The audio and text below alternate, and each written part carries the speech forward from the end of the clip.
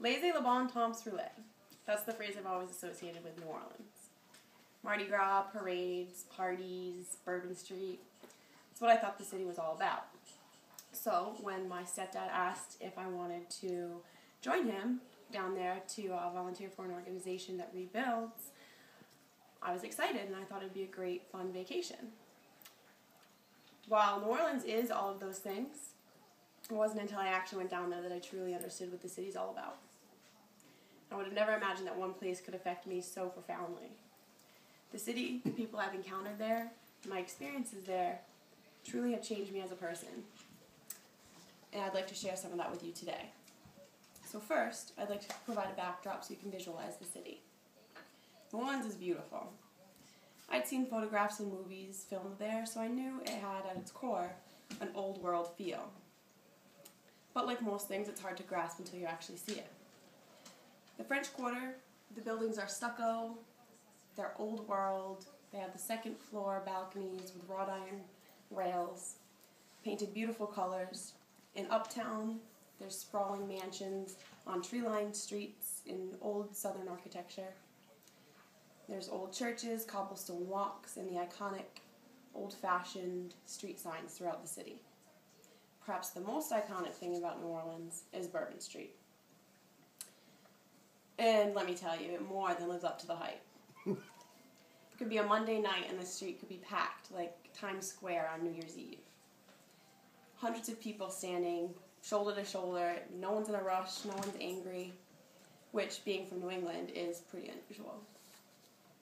It's almost as though as soon as you get into the city, the laid-back spirit of the city sweeps in and takes control.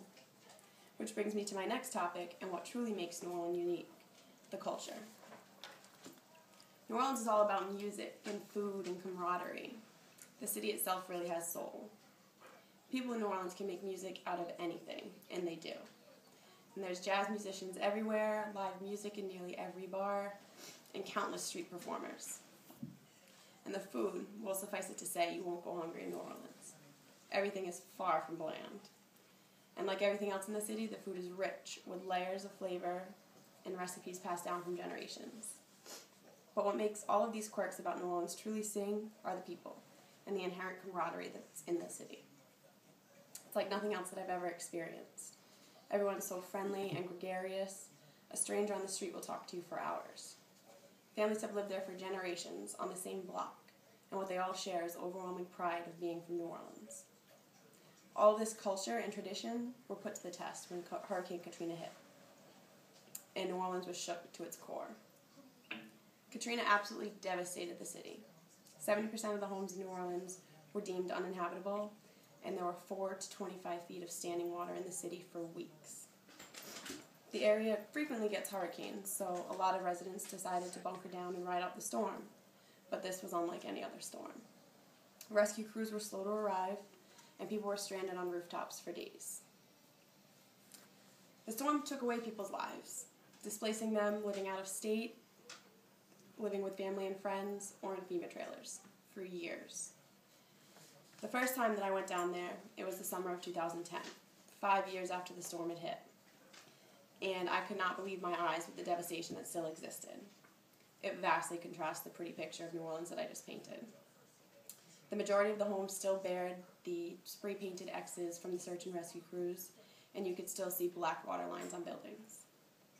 The areas with the most devastation were blue-collar, working-class neighborhoods, where their homes were really all that they had, and they don't have the means to rebuild and start their lives over from scratch.